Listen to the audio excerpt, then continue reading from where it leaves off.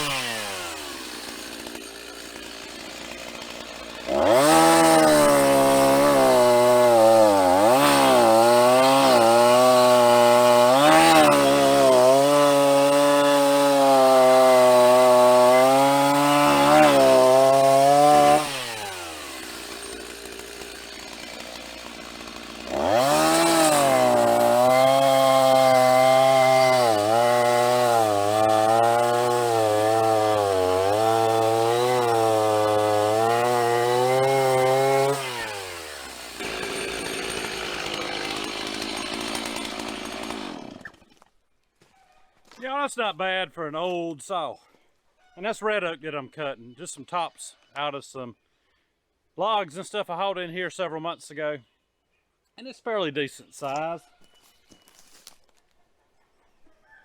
Probably a good size for a saw like this. But I want to get something a little bit smaller, put out here and put the 170 on it and see how it does. I may actually use this first and see what I think on even smaller stuff with this saw.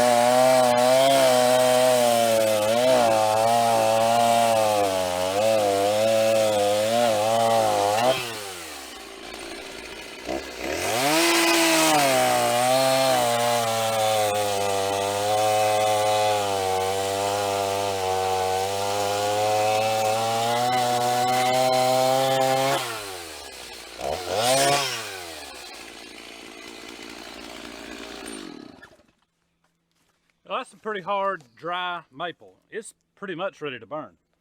Maybe split it in a few weeks, it'll be ready, but it's pretty dry, and wood gets harder as it dries. At least most of it does, hardwoods.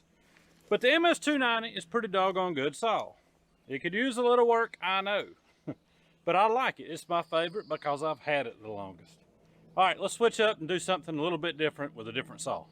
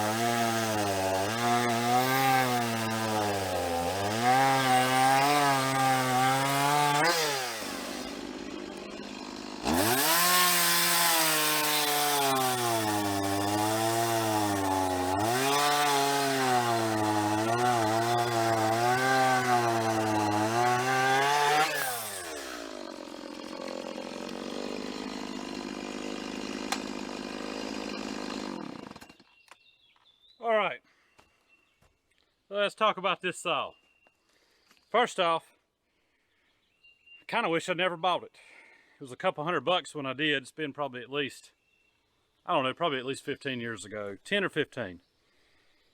This right here is a hunk of junk. This right here on the back side, your choke run position. And the reason it's a hunk of junk is because it comes out of the little bracket that's supposed to hold it in place.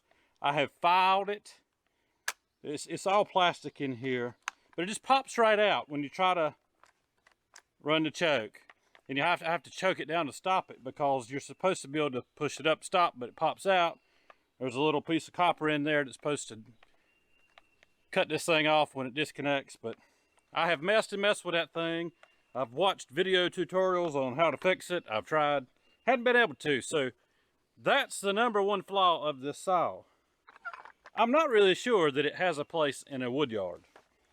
That's poplar, really soft stuff, real thin kerf bar here so you don't lose a lot of material. It's a great little lemon saw, y'all. It's fine for that. I shouldn't say I wish I never bought it. I just wish that it had a better design back here for a steel product, even a homeowner grade.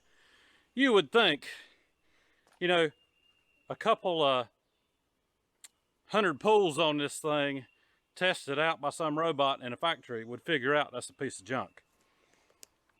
Anyways, it cuts.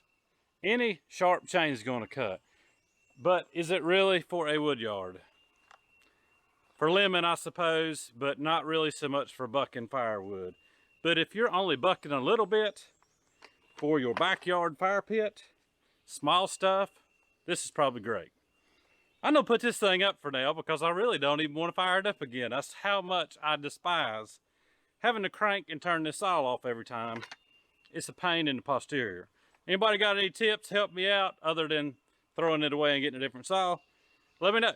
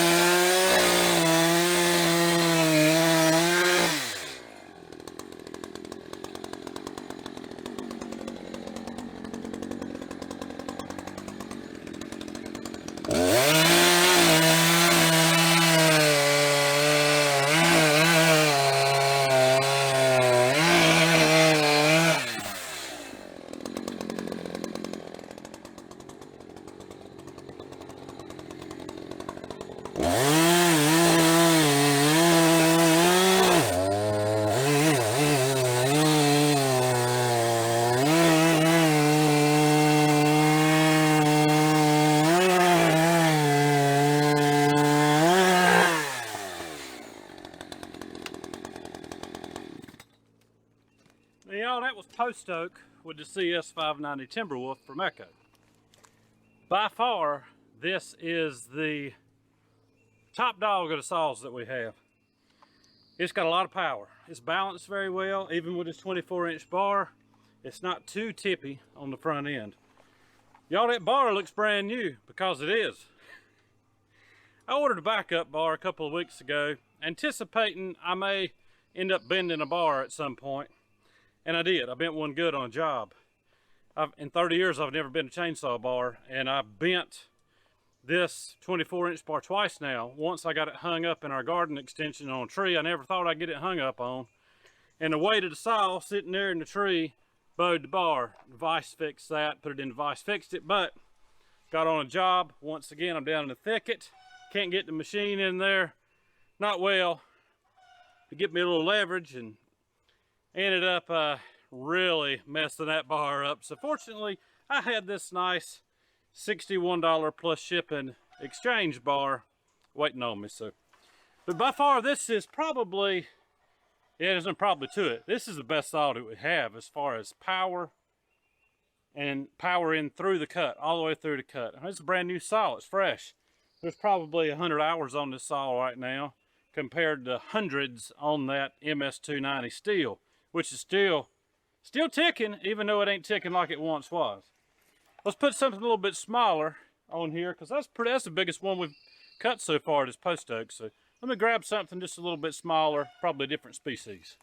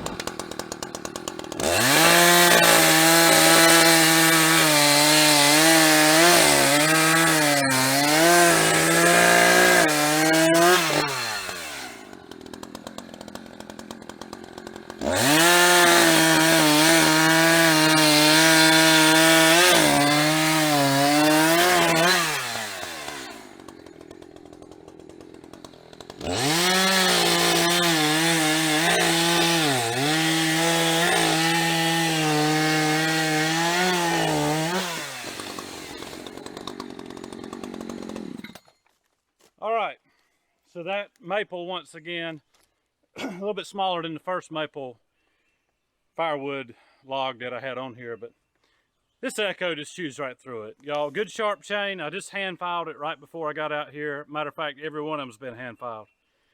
That's how I sharpen. I used to use a Granberg precision grinder. Works great, but I have found that hand sharpening just seems to keep my chain sharper longer. And so anyways, and plus it just makes you slow down and do something truly by hand on your own instead of using a gadget. But anyways, what do y'all think? What's the better saw that I have? This CS590 Timberwolf from Echo? That MS290 Farm Boss is what it used to be called. I think it's something different now. Farm Boss, different series of saw. Or that little homeowner grade steel, which is a pain in the posterior in my opinion. Which is best for the wood yard? Doesn't really matter. My opinion is, use whatever makes you happy. This big old saw makes me happy. Only problem is it only makes me happy for about 15 minutes, and then I got to put it down because it's a little bit heavy. Then I pick up the MS290 because it makes me happy too, to run something old that's still going after so many years. Guys, drop your opinion below. Which saw would you rather have? And just let everybody know. You know, we do this, we're just not weekend warriors. We do it pretty much every other day or so. We're out here bucking wood, splitting wood, sawmilling, homesteading, the whole 9 yards, guys. So that's how we make our living, is doing this right here. So, but all of these saws are well within reasonable pricing of each other. This one right here, I think about $415 or $20. You can pick one up with a 24-inch bar. I'm not sure about the Farm Bosses now. I hadn't bought one in 30 years. But guys, thanks for hanging out on a simple bucking some firewood video. We'll catch you on the next one, probably back in the garden, or probably with that thin blue beast out here splitting some wood, because I know a lot of y'all like to watch that too. Guys, have a good day, a great week. We'll see you on the next one. Good Lord willing, and the creek don't rise too high.